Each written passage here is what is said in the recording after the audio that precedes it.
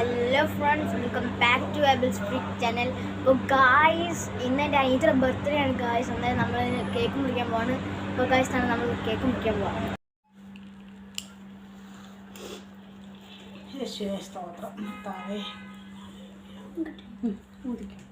Happy birthday to you, happy birthday, happy birthday, happy birthday to you.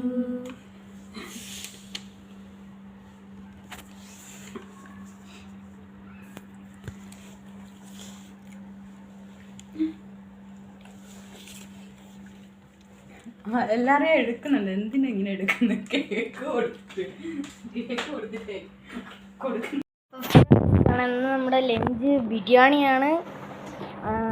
അപ്പോൾ guys, ഈ